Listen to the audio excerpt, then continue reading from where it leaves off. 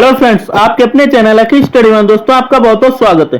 दोस्तों आज मैं आपके लिए हिंदी का मॉक टेस्ट लेके आया हूं दोस्तों, जिसमें मैंने सभी आल चैप्टर से क्वेश्चंस को संग्रहित किया है, जो आपके आल एग्जाम्स के लिए इंपॉर्टेंट क्लास रहेगी। साथ ही दोस्तों इसके अगर आपको फ्री पीडीएफ चाहिए तो इसकी फ्री पीडीएफ हमारे टेलीग्राम ग्रुप से ज्वाइन होकर डाउनलोड कर सकते हैं। इसके अलावा जो भी इसमें क्वेश्चन है एक्सपेक्टेड क्वेश्चन है, और ये हमारी हिंदी की 12वीं क्लास है दोस्तों। कौन सी? हिंदी की 12वीं क्लास है। तो आइए वीडियो को शुरू करते हैं। पहला क्वेश्चन हमारा, निम्नलिखित में से कौन सा मूल दीर्घ स्वर नहीं है? इनमें से कौन सा जो है मूल दीर्घ स्वर नहीं है? तो दोस्तों स्वर की बात करते हैं पहले। तो स्वर हमारे टोटल कितने हैं? जो हमारे स्वर हैं, सिर्फ स्वर, तो हमारे सिर्फ स्वर कितने? 11 हैं दोस्तों। स्वर कितने? 11 हैं। इसके बाद जो स्वर हैं दोस्तों, इनको 3 भागों में बांटा गया है। स्वर को कितने? 3 भागों में बांटा गया है। पहला हमारा क्या है? पहला हर्ष स्वर है। पहला क्या है? हर्ष स्वर है। दूसरा क्या है? दीर्घ स्वर है। और तीसरा जो है प्लुप्त स्वर है दोस्तों। कौन सा? प्लुप्त स्वर होता है। जिससे हमारे हर्ष स्वर की संख्या 4 है। हर्ष स्वर की संख्या कितनी है?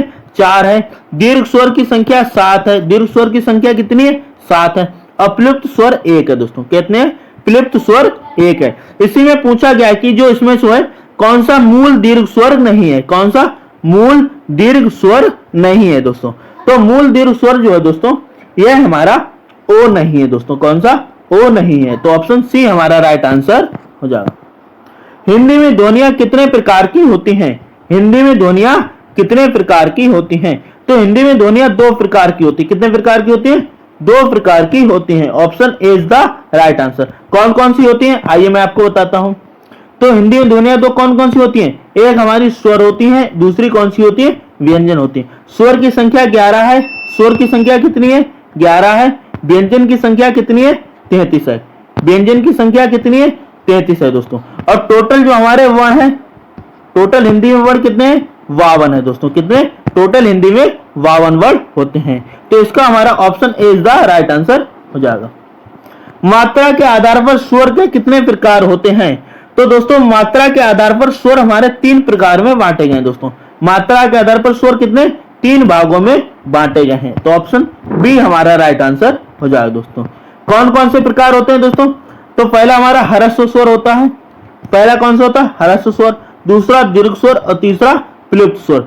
हर्ष स्वर क्या होते हैं? जिन्हें बोलने में बहुत ही कम समय लगे। हर्ष स्वर कौन से होते हैं? जिन्हें बोलने में बहुत ही कम समय लगे, जैसे आ ई उ। आ ई उ। और दीर्घ स्वर क्या होते हैं? हर्ष स्वर से दुगना समय लगे, यानी हर्ष स्वर से दीर्घ स्वर बोलने में ज्यादा समय लगे, जैसे आ और ये आ, यानी इसमें हमें समय क्या लगेगा? दुगुना लगेगा। और प्लुप्त स्वर भी होते हैं जिन्हें बोलने में 3 गुना समय लगे। कितना लगे? 3 गुना समय लगे, जैसे ओम। क्या बोला जाता है? ओम बोला जाता है। तो ओम यानी 3 गुना समय लगता है। तो जो मात्रा के आधार पर स्वर हमारे कितने भागों में बांटे? मात्रा के आधार पर स्वर 3 भागों में बांटे, हर्ष स्वर, दीर्घ स्वर और प्लुप्त स्वर। तो इसमें जो राइट आंसर हमारा ऑप्शन बी वाला राइट आंसर हो जाएगा। जीवा के आधार पर, अब जीव यानी जीव क्या होती है? जीव। जीवा माने क्या होता है दोस्तों? जीव। यानी जीव के आधार पर स्वर को कितने भागों में बांटा गया है? तो जीव के आधार पर भी दोस्तों हमारे स्वर को कितने? 3 भागों में बांटा गया है। कितने? 3 भागों में बांटा गया है। तो राइट आंसर हमारा हो जाएगा ऑप्शन बी वाला राइट आंसर हो जाएगा दोस्तों। अब कौन कौन से प्रकार होते हैं? एक हमारा अग्र स्वर होता है। एक दोस्तों क्या होता है हमारा? अग्र स्वर, मध्य स्वर और पश्च स्वर। यानी जीव के आधार पर स्वर को हमारे कितने भागों में बांटा गया? 3 भागों में बांटा गया है। अग्र स्वर कौन से होते हैं? अग्र स्वर की संख्या जो है दोस्तों 4 है। अग्र स्वर की संख्या 4 है, यानी जीव के अगले भाग से, जिनका उच्चारण जीव के अगले भाग से होता है, उन्हें अग्र स्वर कहते हैं। कौन कौन से होते हैं? ये ई, ए और ए, ये 4 होते हैं। ई ए, इनका उच्चारण का हमारे जीव के अग्र यानी अगले भाग से होता है। अब मध्य स्वर यानी जीव के मध्य से, जैसे आ, यह कहां से होता है? मध्य से होता है। तो इनकी संख्या कितनी है? 1 है। तो 4 और 1 कितने हो गए? 5 हो गए दोस्तों। अब बचे हुए हमारे पश्च स्वर हैं दोस्तों। कौन से? पश्च स्वर कितने? 5 होते हैं। बचे हुए जो हमारे ये पश्च स्वर के अंतर्गत आएंगे। नेक्स्ट, एक से अधिक वर्णों के मेल को क्या कहा जाता है? यानी जब एक से अधिक जो हमारे वर्ण है दोस्तों, इनके एक से अधिक वर्णों को मिला दिया जाए तो इन्हें क्या कहा जाएगा दोस्तों? जो दोस्तों इन्हें हम व्यंजन कहते हैं। इन्हें क्या कहते हैं? व्यंजन कहते हैं। Option D is the right answer. यानी जो हमारे स्वर होते हैं, स्वर जो हमारे स्वर होते हैं स्वतंत्र होते हैं, लेकिन जो व्यंजन होते हैं ये स्वरों की सहायता से बोले जाते हैं। किसके? स्वरों की सहायता से बोले जाते हैं। तो ऑप्शन डी हमारा राइट आंसर हो जाएगा। अब व्यंजन की संख्या 33 है। ई, चा, छा, जा, झा आदि का उच्चारण स्थान किससे होता है? तो दोस्तों इनका उच्चारण जो है दोस्तों, ये हमारा चा वर्ग है दोस्तों, ये चा वर्ग है दोस्तों, ये हमारा चा वर्ग जो है, चा वर्ग का उच्चारण स्थान जो है दोस्तों तालव्य है दोस्तों। क्या है? तालव्य से होता है। तो चा, छा, जा, झा, ई इनका उच्चारण स्थान कहां? तालव्य से होता है। कंठ से, कंठ में हमारा का वर्ग आता है। कंठ में कौन सा? का वर्ग आता है। मूर्धन्य में टा वर्ग आता है। ओष्ठ में हमारा पा वर्ग आता है। साथ ही दोस्तों ये जो भाग है दोस्तों, ये स्पर्श व्यंजन को 5 भागों में बांटा गया है। जिनका उच्चारण स्वतंत्रता से होता है और जो व्यंजनों के उच्चारण में सहायक होते हैं उसे क्या कहते हैं? तो जिनका उच्चारण स्वतंत्र हो और व्यंजन को उच्चारण में सहायक हो उन्हें हम स्वर कहते हैं। क्या कहते हैं? उन्हें स्वर कहा गया है। स्वर की संख्या हमारी टोटल कितनी? 11 होती है। जो व्यंजन जो हमारे 33 होते हैं, इनको बोलने में क्या ये सहायता प्रदान करते हैं? क्या करते हैं? सहायता प्रदान करते हैं। तो ऑप्शन ए हमारा राइट आंसर हो जाएगा। निम्नलिखित में से कौन सा दीर्घ स्वर नहीं है? इनमें से कौन सा जो है दीर्घ स्वर नहीं है? तो दीर्घ स्वर यानी 2 गुना समय लगे। क्या दोस्तों? 2 गुना समय लगे। तो ऑप्शन हमारा ई बोलने में हमें क्या सिर्फ 1 गुना समय लग रहा है ना, तो ऑप्शन ए वाला यह दीर्घ स्वर नहीं है। बाकी ई, ए ये हमारे क्या दीर्घ स्वर के अंतर्गत आते हैं। निम्नलिखित में कौन सा अंतस्थ व्यंजन है? इनमें से कौन सा जो है अंतस्थ व्यंजन है? तो अंतस्थ व्यंजन कितने होते हैं? अंतस्थ व्यंजन हमारे 4 होते हैं। कौन कितने होते हैं? अंतस्थ व्यंजन 4 होते हैं। कौन कौन से? या, रा, ला और वा। या, रा, ला, वा, या, रा, ला, वा ये कितने? 4 होते हैं दोस्तों। तो इसमें कौन सा जो अंतस्थ व्यंजन होता है? तो इसमें हमारा हुआ मिल रहा है। कौन सा? हुआ। तो ऑप्शन सी वाला ये हमारे अंतस्थ व्यंजन के अंतर्गत आएगा। शाह, यह शाह जो हमारे ऊष्म व्यंजन में आएगा दोस्तों। क्या में? ऊष्म व्यंजन के अंतर्गत आएगा। इनकी संख्या कितनी होती है? इनकी संख्या 4 होती है। ऊष्म व्यंजन की संख्या कितनी? 4 होती है। या का उच्चारण स्थान क्या है? या का उच्चारण स्थान क्या है? तो या जो है दोस्तों ये किस में आता है? तो या दोस्तों पहले मैं आपको बताना चाहूंगा, या जो हमारा यह अंतस्थ व्यंजन के अंतर्गत आएगा। अंतस्थ व्यंजन कितने हमारे? 4 होते हैं। और या का उच्चारण स्थान जो है दोस्तों वह तालु है। या का उच्चारण स्थान क्या है? तालु के अंतर्गत आता है। तो ऑप्शन डी हमारा राइट आंसर हो जाएगा। काकल्य वर्ण कौन से होते हैं? तो काकल्य वर्ण हमारा हा है दोस्तों। काकल्य वर्ण कौन सा? हा है। ये हा जो है ये अंतस्थ व्यंजन के अंतर्गत भी आता है और इसको काकल्य वर्ण भी कहते हैं। Option C is the right answer. अंतस्थ और ऊष्म में कितने वर्ण होते हैं? तो अंतस्थ और ऊष्म में टोटल जो वर्ण होते हैं दोस्तों ये 8 होते हैं। कैसे होते हैं? अंतस्थ व्यंजन की संख्या कितनी होती है? 4 होती है। इसके बाद जो हमारे ऊष्म व्यंजन होते हैं, ऊष्म व्यंजन की संख्या कितनी है? ऊष्म व्यंजन की संख्या भी कितनी है? 4 है। तो टोटल हमारे 8 वर्ण हो जाते हैं। कितने? 8 वर्ण हो जाते हैं। तो ऑप्शन सी वाला हमारा राइट आंसर हो जाएगा। ऊष्म व्यंजन कौन सा है? निम्न में जो है कौन सा ऊष्म व्यंजन है? तो दोस्तों मैंने आपको बताया था कि ऊष्म व्यंजन हमारे कितने हैं? 4 होते हैं दोस्तों। ऊष्म व्यंजन हमारे कौन से होते हैं? 4 होते हैं दोस्तों। इसमें जो है ऊष्म व्यंजन हमारा ऑप्शन ए वाला हो जाएगा दोस्तों। कौन सा? ऑप्शन ए वाला जो है हा जो है ऊष्म व्यंजन के अंतर्गत आएगा। Option A is the right answer. Hindi भाषा में कुल कितनी वर्ण लिपियां हैं दोस्तों? तो हिंदी भाषा में अगर टोटल वर्ण लिपियां आपसे पूछे तो कितने वर्ण हमारे? टोटल हमारे 52 वर्ण हैं। तो ऑप्शन हमारा डी वाला राइट आंसर हो जाएगा।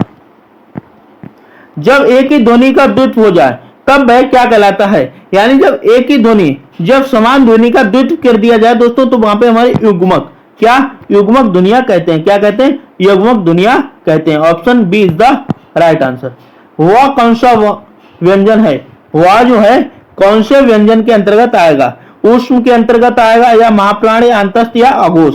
तो दोस्तों अभी मैंने बताया था कि या रा ला वा ये हमारे कौन से अंतस्थ व्यंजन के अंतर्गत आते हैं। तो ऑप्शन सी हमारा राइट आंसर हो जाएगा। और अंतस्थ व्यंजन की संख्या कितनी हमारी? 4 होती है। फा फा बा बा मा आदि का उच्चारण किससे होता है? तो ये जो पा वर्ग है दोस्तों, पा वर्ग जो हमारा ओष्ठ में आता है दोस्तों। काय में? ओष्ठ के अंतर्गत आता है दोस्तों। कैसे? अगर आप पा का उच्चारण करेंगे दोस्तों तो इसमें ओठ यानी ओठों का उपयोग होगा दोस्तों। पा फा वा ओठों के बिना ये नहीं बोले जा सकते, तो इन्हें ओष्ठ कहते हैं। क्या उच्चारण स्थान क्या है इनका? ओष्ठ होता है। तो ऑप्शन बी हमारा राइट आंसर हो जाए। कंठ में हमारा का वर्ग आता है, तालव्य में हमारा ता वर्ग आता है। जब दो व्यंजन एक साथ मिलते हैं, यानी दो व्यंजनों को एक साथ मिलाया जाए तो उन्हें क्या कहते हैं? तो दोस्तों जो दो व्यंजन एक साथ मिलाया जाए उन्हें हम संयुक्त व्यंजन कहते हैं। क्या कहते हैं? संयुक्त व्यंजन कहते हैं। और संयुक्त व्यंजन हमारे होते कितने हैं? संयुक्त व्यंजन की संख्या हमारी 4 है दोस्तों। संयुक्त व्यंजन की संख्या कितनी है? 4 होती है। तो ऑप्शन ए हमारा राइट आंसर हो जाएगा क्वेश्चन नंबर 18 का। वर्ण तालिका के अनुसार ह्रस्व, दीर्घ और प्लुप्त क्या है? तो ह्रस्व, दीर्घ और प्लुप्त जो है स्वर के अंतर्गत आएंगे दोस्तों। ह्रस्व, दीर्घ और स्वर ये स्वर होते हैं दोस्तों। इनकी स्वर की संख्या कितनी है? 11 होती है। व्यंजन की संख्या कितनी? 33 होती है। हिंदी वर्णमाला में ऊष्म व्यंजन कौन सा है? हिंदी वर्णमाला में ऊष्म व्यंजन कौन कौन से हैं? तो ऊष्म व्यंजन की संख्या कितनी है? 4 है। ऊष्म व्यंजन की संख्या कितनी है? 4 होती है। तो सा, श, श, हा ये हमारे ऊष्म व्यंजन के अंतर्गत आएंगे। तो ऑप्शन ए हमारा राइट आंसर हो जाएगा। चा वर्ग, ये चा वर्ग जो है दोस्तों ये तालु से होता है दोस्तों। इसका उच्चारण स्थान क्या है? तालु से। टावर का उच्चारण स्थान क्या? मूर्धा से होता है। हिंदी के जिन वर्णों का उच्चारण करते समय केवल श्वास का प्रयोग किया जाता है उन वर्णों को क्या कहते हैं? तो दोस्तों जब सिर्फ श्वास का प्रयोग किया जाता है उन्हें दोस्तों हम क्या कहते हैं? अघोष वर्ण कहते हैं। क्या कहते हैं? अघोष वर्ण कहते हैं। अघोष वर्ण होते कौन से हैं? तो अघोष वर्ण जो है दोस्तों हमारे पहला और दूसरा दोस्तों, पहला दूसरा जो है दोस्तों वर्ग के जो वर्ण होते हैं उन्हें अघोष कहते हैं। क्या कहते हैं? अघोष कहते हैं। सघोष कौन से होते हैं? तीसरा, चौथा और पांचवा। अल्पप्राण क्या होते हैं? अल्पप्राण पहला, तीसरा और पांचवा। पहला, तीसरा, पांचवा अल्पप्राण होते हैं। महाप्राण दूसरा और चौथा। दूसरा और चौथा क्या होते हैं? महाप्राण व्यंजन होते हैं। यार अलावा व्यंजनों को क्या कहते हैं? तो यार अलावा व्यंजन जो है दोस्तों इन्हें अंतस्थ व्यंजन कहा गया। क्या कहा गया?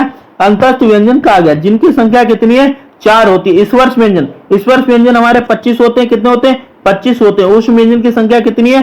4 होती है। तो ऑप्शन सी हमारा राइट आंसर हो जाएगा। निम्नलिखित में घोष वर्ण कौन सा है? इनमें से हमारा कौन सा घोष वर्ण है दोस्तों?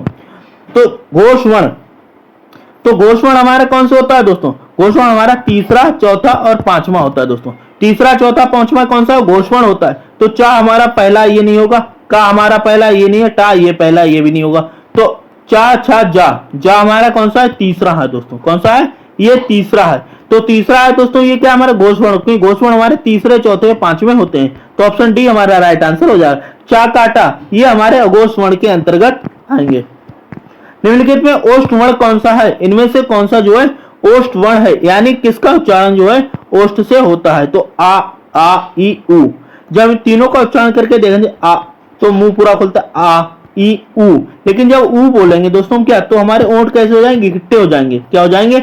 दोनों पास में आ जाएंगे। तो इसे हम क्या कहेंगे? ओष्ठ वर्ण कहेंगे दोस्तों। क्या कहेंगे? ओष्ठ वर्ण कहेंगे। तो हम बोल के भी उच्चारण करके भी यह पता कर सकते हैं कौन सा वर्ण का जो है कौन सा उच्चारण स्थान है। अनुस्वर किसका कार्य करता है? तो अनुस्वर जो है यह किसका कार्य करता है? तो अनुस्वर जो है ये पंचमा वर्ण दोस्तों, किसका? पंचम वर्ण का कार्य करता है। जो स्पर्श व्यंजन जो हमारे 25 हैं इनमें जो पांचवा वर्ण होता है, कौन सा पांचवा वर्ण? यह अनुस्वार कहलाता है। Option C is the right answer. लिखित भाषा में मूल ध्वनियों के लिए जो चिन्ह मान लिए गए हैं या जिस रूप में लिखे जाते हैं उसे क्या कहा जाता है दोस्तों? उसे हम लिपि कहते हैं। उसे क्या कहते हैं? लिपि कहते हैं। Option A is the right answer. जो हमारी हिंदी भाषा ये देवनागरी लिपि में, कौन सी? देवनागरी लिपि में लिखी गई है। किसमें? देवनागरी लिपि में लिखी हुई है। निम्नलिखित में कौन सा संयुक्त स्वर नहीं है? इनमें से कौन सा जो है संयुक्त स्वर नहीं है दोस्तों? तो इसमें जो है दोस्तों हमारा उ उ जो है ये हमारा संयुक्त स्वर नहीं है। Option C is the right answer. निम्नलिखित में कौन सा अल्पप्राण व्यंजन है? इनमें से कौन सा जो है अल्पप्राण व्यंजन है? तो अल्पप्राण व्यंजन हमारा पहला, तीसरा और पांचवा होता है। पहला, तीसरा, पांचवा अल्पप्राण और दूसरा और चौथा महाप्राण होता है।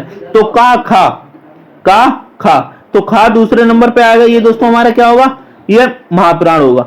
और गा, का खा गा हमारा कौन सा? तीसरे स्थान पर आता है, यानी तीसरे नंबर पे आता है उच्चारण में। तो ये अल्पप्राण व्यंजन हो जाएगा दोस्तों। का खा गा ये चौथे नंबर पे आता है। टाठा ये हमारा नहीं होगा, ठीक है, दूसरे नंबर पे आता है। तो गा जो है ये तीसरे नंबर पे आता है। तो ये दोस्तों हमारे क्या हो जाएगा? अल्पप्राण व्यंजन हो जाएगा। Option B is the right answer. निम्नलिखित में कौन सभी महाप्राण वर्गों वाला वर्ग है। कौन सा जो है महाप्राण वर्गों वाला वर्ग है दोस्तों। तो महाप्राण हमारे कौन से होते हैं, दूसरा होता है और चौथा होता है। कौन सा, दूसरा। तो का खा ये दूसरे नंबर पे है, चा छा ये दूसरे नंबर, टा ठा ये दूसरे नंबर पे। तो तीनों जो है अक्षर ये क्या है, दूसरे स्थान पर आते हैं। तो ये हमारे महाप्राण व्यंजन के अंतर्गत आएंगे। तो option A is the right answer. ए और ए वर्ण क्या कहलाते हैं, तो ए और ए जो वर्ण है ये कंठ तालव्य वर्ण कहलाते हैं। क्या, यानी इनका उच्चारण कंठ और तालु दोनों से मिलकर होता है। कंठ और तालु से जब दोनों से मिलकर इनका उच्चारण हो तो इन्हें कंठ तालव्य वर्ण कहेंगे। निम्नलिखित में किस शब्द को द्वैत व्यंजन कहते हैं, किस शब्द को हम द्वैत व्यंजन कहते हैं। तो द्वैत व्यंजन वो होता है जहां दो व्यंजनों को एक साथ प्रयोग किया जाए। तो इसमें जो है ऑप्शन सी बार में दिल्ली, इसमें ला को 2 बार प्रयोग किया गया है। ला को कैसे 2 बार प्रयोग किया गया, तो ये द्वैत व्यंजन कहलाएगा हमारा। क्या, द्वैत व्यंजन कहलाएगा। Option C is the right answer. निम्नलिखित में कंठ ध्वनियां कौन सी हैं, तो कंठ ध्वनि हमारा का वर्ग आता है। कौन सा, का वर्ग आता है। तो ऑप्शन ए वाला ही हमारा राइट आंसर हो जाएगा। निम्नलिखित में से कौन सा वर्ण उच्चारण की दृष्टि से दंत नहीं है, यानी उच्चारण की दृष्टि से दंत नहीं है दोस्तों। तो ना जो ऑप्शन बी, ये ना जो है यह दंत नहीं है। कौन सा अमानक वर्ण है, निम्न में वा घा खा और गा इनमें से कौन सा अमानक वर्ण है दोस्तों। तो इसमें अमानक वर्ण की बात की तो ऑप्शन ए वाला हमारा राइट आंसर हो जाएगा।